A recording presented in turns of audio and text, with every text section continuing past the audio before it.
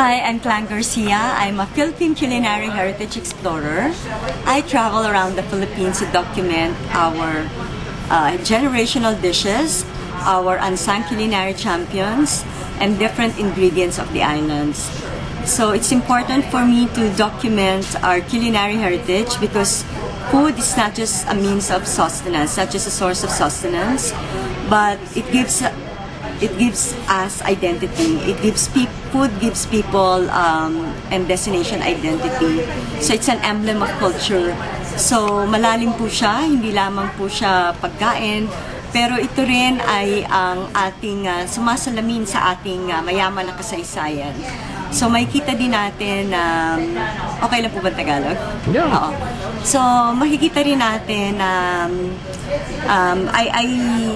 I put together this book, no, because I also curate gastronomic experiences around the Philippines, and this was born out of pandemic because Filipino food was already gaining global momentum and presence, and it was put on hold during the pandemic. So, at that time, your heart will bleed. I'm sure everybody can relate that, our spirits were shattered.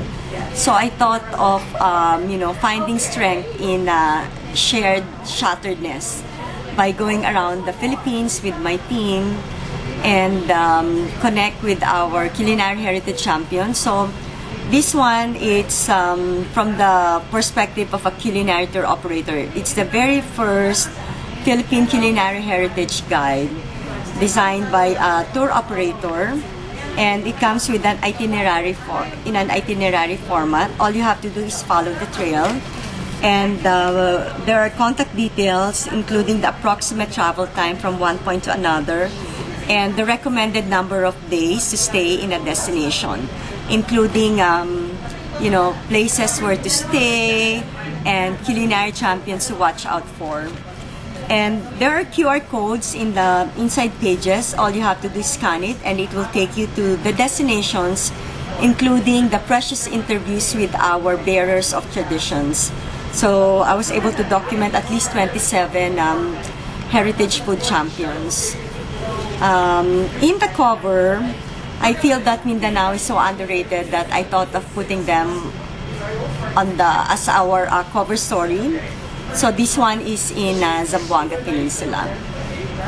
So what's so unique about Mindanao and the food?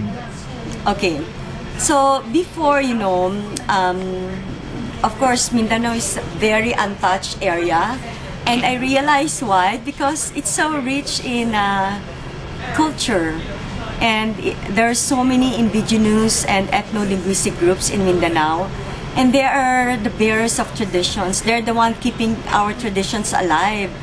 And for me, no one can profoundly explain Filipino food, not until he or she immersed with the cultural communities of the Philippines, and most of them resides in Mindanao.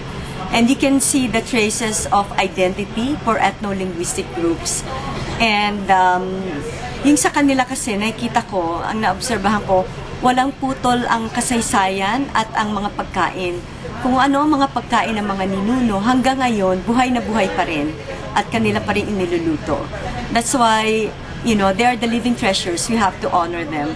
If you want to study Filipino food, go and immerse yourself with the cultural communities around the Philippines. And I have them here in different parts. So, as I mentioned, all you have to do is follow the trail. We have here in Mindanao, and we have here there's a School of Living Traditions by the National Commission for Culture and the Arts. You can spend precious time with them, from weaving, learning how to cook, from using bamboo and forage ingredients around the forest. So that's about it.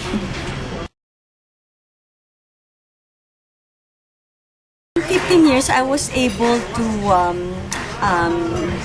create my mission into fruition. No? I created multi-channel programs to be able to shed light on the richness of our Philippine culinary heritage. So I was conducting cultural food mapping and I was conducting trainings in different cultural communities for them to be able to appreciate the values of preserving and promoting our rooted flavors.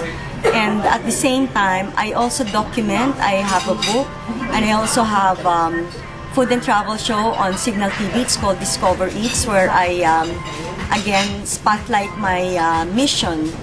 And parang yung iniisip ko kasi masyado nang matagal, and I've also been advocating for culinary heritage tourism for people to travel around the Philippines for that.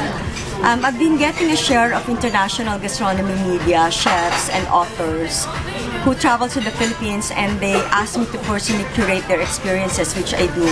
Kaya lang feeling ko, kinakailangan, we need a bigger clout to be able to bring our voice to the international, to the international audience. So I decided, and I stumbled upon the World Food Travel Association, which is the oldest and biggest world food travel association in the world.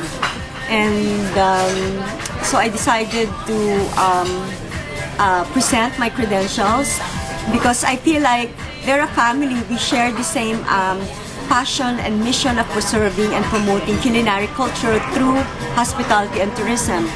So to cut the long story short, I took the exam, I studied, and I was named as Philippine Ambassador of the World Food Travel Association. And that one is a big deal. It's like seeing a dream come true, because finally our voice will become bigger to a niche market who shares the same passion in promoting Philippine culinary tourism by way of preserving our culinary heritage and dishes.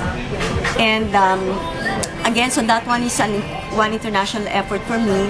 And then my book recently won the prestigious Gourmand Awards. The Gourmand Awards at the 29th Gourmand Awards, which is known as the Oscars for gastronomy books. And Philippine Food Holidays was nominated and won the best food tourism book in the world. So that one, I really cried because the Gourmand Awards was represented by 205 countries,